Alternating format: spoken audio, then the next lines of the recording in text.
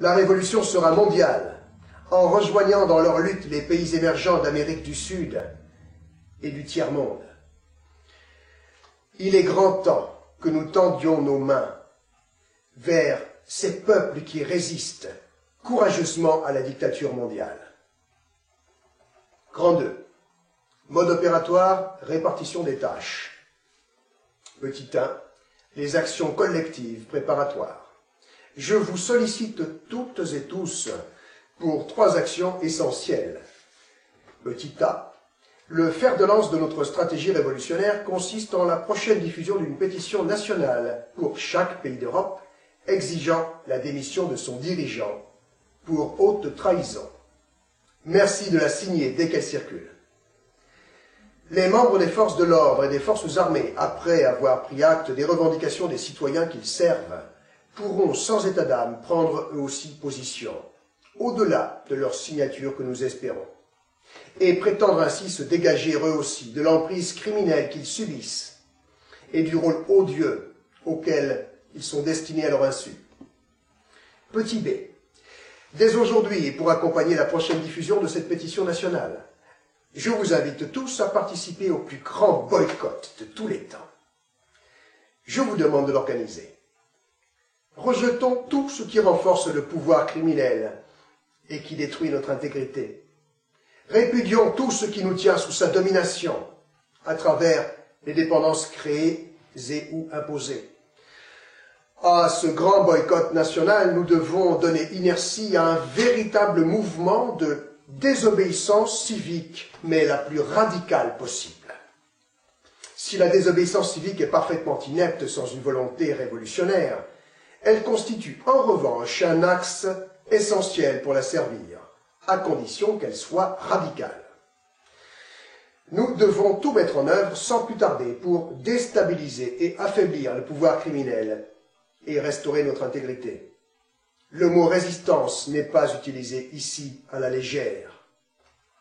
Mes amis, montrons-leur de quoi nous sommes capables. Petit c.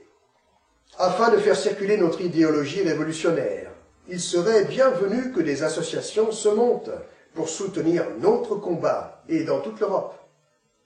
Pour ça aussi, à vous de jouer. Faites circuler la bannière des 3 R, distribuez des tracts aux abords des palais d'injustice de préférence. Soyez inventifs et facétieux, déterminés et enthousiastes. Fabriquez et vendez des t-shirts, des casquettes, des fanions arborant le logo des 3 R, boycottez les marques et répandez l'idéologie révolutionnaire à travers la bannière du ralliement des résistants pour la révolution. Récoltez des fonds non pas pour moi, mais pour des actions solidaires autour de vous, car c'est ça aussi la révolution, mes amis, les actions solidaires. N'oubliez pas que cette révolution vous appartient, même si c'est votre humble serviteur qui l'initie. Cette bannière m'a été offerte par un partisan. Elle est donc vôtre. Disposez-en comme bon vous semblera, il n'y a pas de royalties dessus. Mais rappelez-vous, si vous vous prévalez de ce mouvement, jamais de violence, de la dignité et du sang-froid. Des actions radicales de salubrité publique seront entreprises par l'occulte, organisation civique clandestine universelle de lutte contre le terrorisme d'État. Je les revendiquerai par message vidéo, afin d'en garantir l'origine, au fur et à mesure qu'elles frapperont. Petit 2, l'action finale. À partir d'un certain nombre de signatures récoltées à travers notre pétition nationale et en fonction d'une moyenne européenne, les 3 R adresseront un ultimatum circonstancié à chaque dirigeant concerné, accompagné des pétitions correspondantes, pour exiger que soit respectée sur le champ la volonté des peuples souverains. La France sera le premier des pays d'Europe à réagir à un probable refus d'obtempérer de la part de son traître en chef. J'assumerai alors, à la tête de l'occulte, mes responsabilités à travers l'action offensive qui s'imposera alors. C'est alors que les autres dirigeants recevront les ultimatums qu'ils méritent, et la même procédure sera appliquée par l'occulte à travers ses ramifications européennes. Petit 3. Après la Révolution. Concernant la France, une fois mon premier engagement tenu, je compte prendre de façon intérimaire la place du traître, qui restera malgré tout libre et en état d'aller pointer à la NPE, en attendant d'être convoqué par un appareil judiciaire indépendant. Mon objectif n'est pas de prendre le pouvoir, mais bien au contraire de le détruire dans l'instant et à tout jamais.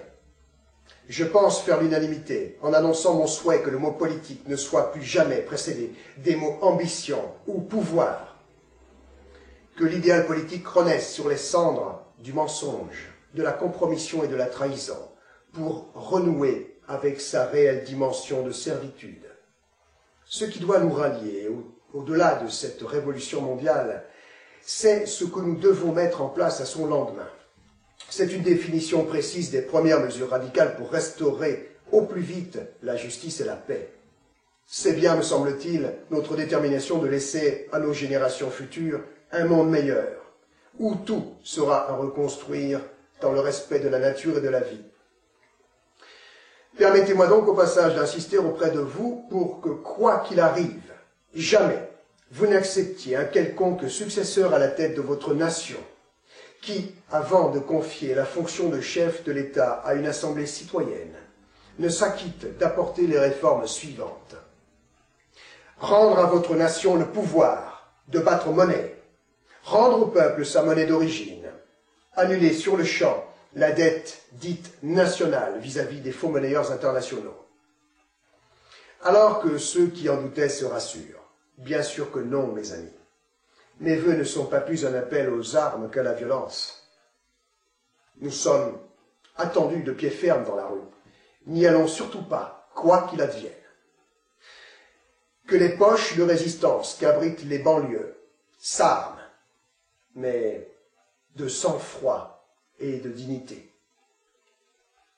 Que les forces de l'ordre et les forces armées restaurent leur honneur et leur idéal détourné. N'oubliez pas que nous sommes tous les uns et les autres les ingrédients d'une guerre civile annoncée, qui doit amener ce qu'il restera de nous à supplier à genoux le pouvoir Illuminati d'appliquer le nouvel ordre mondial dont il fait déjà en ce moment la promotion par voie de presse officielle. Je sais que j'ai raison de vous faire confiance, comme vous avez raison de m'honorer de la vôtre, car le meilleur d'entre nous tous se révèle en ce moment à nous-mêmes, à l'humanité, pour nos enfants. Alors à bientôt pour la pétition nationale. Merci. À mort la République Illuminati. Vive la Révolution. Vive la France.